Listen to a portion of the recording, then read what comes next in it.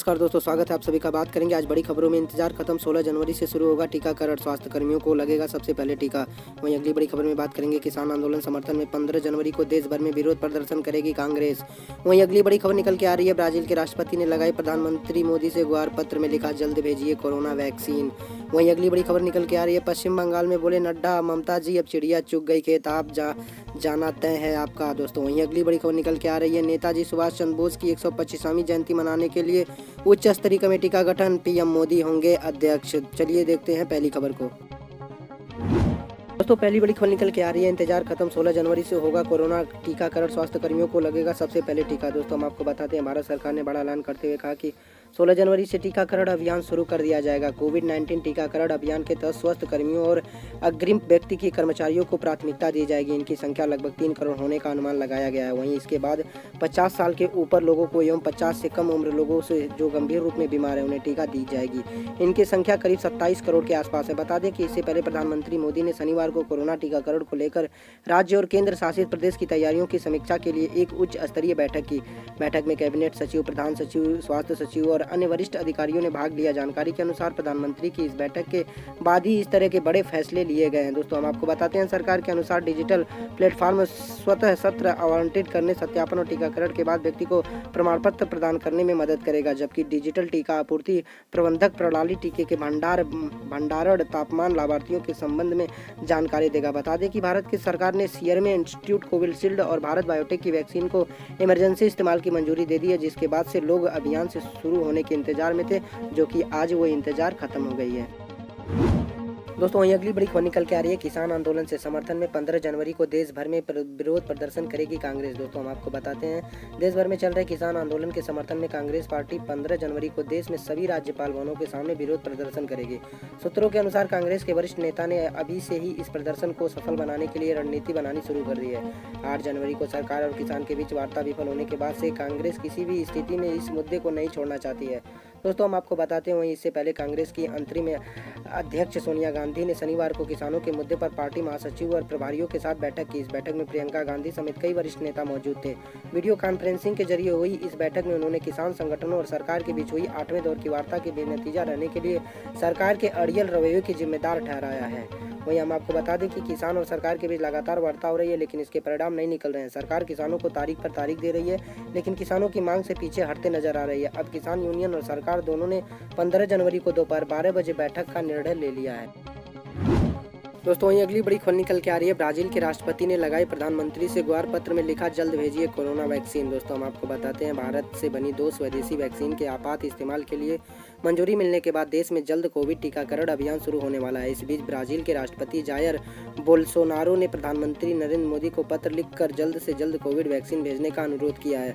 दुनिया में कोरोना से प्रभावित देशों की सूची में ब्राजील दूसरे स्थान पर है। ऐसे में ब्राजील में वैक्सीनेशन की शुरुआत न हो पाने से देरी होने के कारण ब्राजील पर दबाव पड़ता जा रहा है। दोस्तों हम आपको बताते हैं, ब्राजील के राष्ट्रपति कार्यालय ने इस खत को जारी किया। ब्राजील के राष्ट्रपति ने प्रधानमंत्री मोदी को लिखे पत्र में कहा कि मैं भारतीय टीकाकरण का कार्यक्रम पर बिना कोई आंच आए हमारे राष्ट्रीय टीकाकरण कार्यक्रम को तत्काल कार्यान्वयन के लिए 20 लाख वैक्सीन डोज की आपूर्ति करने की अपील करता हूं। हम आपको बता देते हैं कि बोल्सोनारो ने प्रधानमंत्री मोदी को यह संदेश ऐसे वक्त में भेजा है जब एक दिन पहले ही ब्राजील सरकार द्वारा संचालित फियोक्रूज बायोमेडिकल सेंटर ने कहा था कि ब्राजील में एस्ट्राजेनो की लाखों डोज इस महीने के अंत से पहले शायद नहीं पहुंच पाएगी।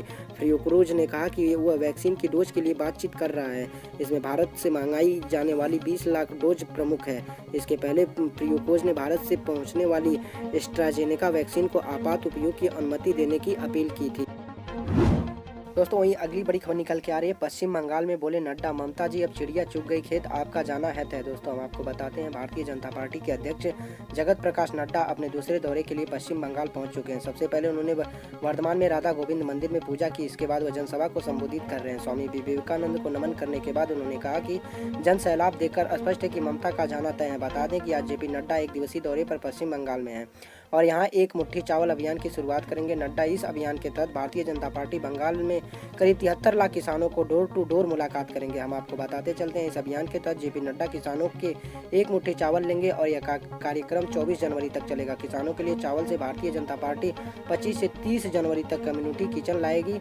इसमें किसानों और गरीबों को खाना दिया जाएगा। जेपी नड्डा ने अपनी रैली को संबोधित करते हुए कहा कि इस मुट्ठी चावल जो मैंने किसानों से दान लिया है और आगे जाकर गांव में भी उनसे दान लेने वाला हूं। आज से 24 तारीख हमारे कार्यकर्ता 40,000 ग्राम सभाओं में जाकर किसानों से अन्न लेंगे और दुर्गा मां की सौगंध खाएंगे कि उनकी लड़ाई भाजपा का कार्यकर्ता लड़ेगा। उन्होंने कहा कि बंगाल में 70,000 परिवारों को पीएम किसान सम्मान निधि योजना का लाभ मिला है। उन्होंने कहा कि पश्चिम बंगाल में अब चुनाव आ रहे हैं, इसलिए ममता जी प्रधानमंत्री मोदी को पत्र लिख रही हैं और अगर हमारी यहाँ सरकार बनती है तो हम किसानों की अवश्य मदद करेंगे।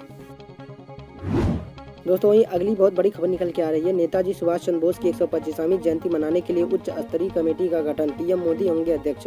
दोस्तों हम आपको पूरी खबर बताते हैं। प्रधानमंत्री नरेंद्र मोदी की अध्यक्षता में एक उच्च स्तरीय कमेटी का गठन किया गया। नेताजी सुभाष चंद्र बोस की 125वीं जयंती मनाने के लिए इस कमेटी का गठन किया गया है। यह उच्च स्तरीय समिति 23 जनवरी 2021 से शुरू होने वाली 1 साल की लंबी स्मृति के लिए तैयार की गई है। गतिविधियों का फैसला करेगी। संस्कृति मंत्रालय ने इस बात की जानकारी दे दी। अगली बड़ी खबर निकल के आ रही है। राजस्थान भाजपा में गुटबाजी, वसुंधरा समर्थकों ने बनाया अलग संगठन। भाजपा नेता बोले आलाकमान को सब पता है। दोस्तों हम आपको बताते हैं, राजस्थान में अब कांग्रेस के बाद भाजपा में खींचातान और गुटबाजी की सियासत सामने आने लगी है। पूर्व मुख्यमंत्री वसुंधरा राजे को दरकिनार किए जाने से नाराज उनके समर्थकों ने अब राजस्थान में भाजपा से अलग अपना नया राजनीतिक मंच बना लिया। इसका नाम दिया गया वसुंधरा राजे समर्थक राजस्थान मंच। इसके अलावा टीम वसुंधरा के नाम से भी सोशल मीडिया में इसी मंच का एक अलग संगठन बनाया गया है। दोस्तों हम आपको बताते हैं, राजस्थान में वसुंधरा समर्थकों ने हर जिले में अपना जिला अध्यक्ष बनाना शुरू कर दिया। इसके अलावा युवा संगठन और महिला संगठन भी तैयार किए जा रहे हैं। भाजपा में यह पहली बार हो रहा है कि पार्टी के संगठन से अलग होकर किसी नेता के समर्थन में अलग संगठन तैयार किया जा रहा है। दोस्तों बताते हैं हम आपको, वसुंधरा समर्थक मंच के प्रदेश अध्यक्ष विजय भारद्वाज ने कहा, मैं 2003 से वसुंधरा राजे सिंधिया की वजह से जनता दल छोड़कर भाजपा में आया था। तब से भाजपा की राज्य कार्यकारिणी का सदस्य रहा हूँ, भाजपा की आमंत्रित कार्यकारिणी का सदस्य रहा हूँ। इसके अलावा विधि प्रकोष्ठ भी अध्यक्ष रहा हूँ और हम लोग वसुंधरा राजे को मजबूत करना चाह रहे हैं। दोस्तों ये अगली बड़ी खबर निकल के आ रही है। यूपी में नई आबकारी नीति को मंजूरी, लाइसेंस धारकों को मिली बड़ी राहत। दोस्तों हम आपको पूरी खबर बताते हैं। यूपी में अब अपने घर से सीमा से अधिक शराब रखने के लिए लाइसेंस जारी किया जाएगा। प्रदेश सरकार ने वर्ष 2021-2022 के लिए आबकारी नीति जारी कर दी है। वर्ष 2021-2022 में सरकार ने आबकारी विभाग से 34,500 करोड़ रुपए की राजस्व प्राप्ति का लक्ष्य रखा है, जिसके तहत प्रदेश में शराब उत्पादन का प्रोत्साहन किया गया है। नीति का मकसद है ईज ऑफ डूइंग बिजनेस व गुड गवर्नेंस को बढ़ावा देना। दोस्तों हम आपको बताते हैं, उपभोक्ता को सस्ती व गुणवत्तापूर्ण शराब उपलब्ध कराने के लिए ग्रेन ENA से निर्मित उच्च गुणवत्ता युक्त यूपी मेड लीटर की ट्रेडा पैक में बिक्री देसी शराब की दुकानों से अधिकतम फुटकर विक्रय मूल्य 85 रुपए में होगी। वहीं देसी शराब के अधिकतम फुटकर मूल्य में कोई बढ़ोतरी नहीं की गई। दोस्तों हम आपको बताते हैं, वर्ष 2021-22 में आबकारी विभाग की समस्त प्रक्रियाओं को कंप्यूटराइज्ड कर integrate supply chain management system लागू होगा। फुटकर दुकानों से बिक्री प्लियोसन मशीन से करने की व्यवस्था भी लागू होगी। इसके अलावा फुटकर दुकानों पर ही पोस मशीन अब अनिवार्य होगी। दोस्तों ये अगली बड़ी खबर निकल के आ रही है। महाराष्ट्र अस्पताल में जिंदा जले 10 नवजात, पीएम मोदी ने जताया दुख। NFSSC की टीम करेगी जांच। दोस्तों हम आपको पूरी खबर बताते हैं। महाराष्ट्र के भंडारा में शुक्रवार देर रात दर्दनाक हादसा हुआ। रात 2 बजे भंडारा के जिला अस्पताल के बीमार नवजात देखभाल इकाई में आग लग जाने से 10 शिशुओं की मौत हो गई। यूनिट के 7 शिशुओं को सुरक्षित बाहर निकाल लिया गया। इस मामले में प्रधानमंत्री नरेंद्र मोदी ने दुख जाहिर किया। उन्होंने इसे हृदय विदारक हादसा करार दिया है। उधर कांग्रेस के पूर्व अध्यक्ष राहुल गांधी ने भी इस हादसे को दर्दनाक बताया।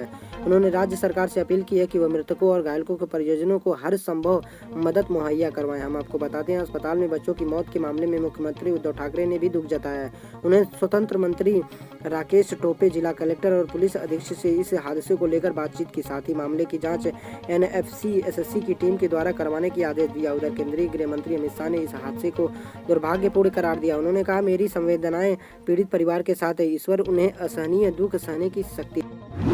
दोस्तों वहीं अगली बड़ी खबर निकल के आ रही है। मुरादनगर हादसे की जांच कर रही है SITF टीम की गाड़ी, हादसे का शिकार, रोडवेज बस ने मारी टक्कर। दोस्तों हम आपको पूरी खबर बताते हैं। मुरादनगर शमशान घाट हादसे की जांच के लिए गठित SIT टीम की कार आज हादसे का शिकार हो गई। SIT टीम की गाड़ी को एक रोडवेज बस ने मुरादानगर में टक्कर मार दी। हालांकि बहुत ही मामूली टक्कर होने के कारण किसी व्यक्ति को खरोच तक नहीं आए। दोस्तों हम आपको पूरी खबर बताते हैं। जानकारी के अनुसार रोडवेज बस ने एसआईटी टीम की गाड़ी में टक्कर मार दी, जिसमें उसमें डेंट आ गया है। हादसे के बाद दोनों पक्षों में बहस होने लगी, लेकिन फिर बाद में मामूली टक्कर के कारण इस मामले को रफा दफा कर दिया गया और दोनों पक्ष घटना स्थल से चले गए।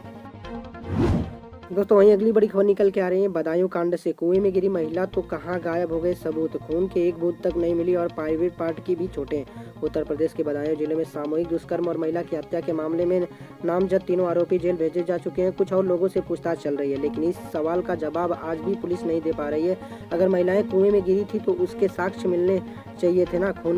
कुएं में खून पड़ा होना चाहिए था, लेकिन पुलिस ने ऐसा कुछ उजागर नहीं किया। दोस्तों हम बताते हैं आपको, ये मामला 3 जनवरी की रात का है। सामूहिक दुष्कर्म और महिला की हत्या की सूचना जब पुलिस को मिली थी, पुलिस तभी से उसके कुएं में गिरने की कहानी बता रही है। आज इस मामले को 5 दिन बीत चुके हैं। घटनास्थल से लेकर महिला के गाँव तक कई अधिकारी आकर निरीक्षण कर चुके हैं। तो वहीं महिला के परिवार वाले अपने बयानों पर अड़े हैं, लेकिन पुलिस कुएं में गिरने की बात कह रही है। हालांकि पुलिस परिवार वालों के तहरीर पर रिपोर्ट दर्ज कर आरोपियों को जेल भेज चुकी है, लेकिन अदर खाने पुलिस की कहानी में कोई बदलाव नहीं आया है।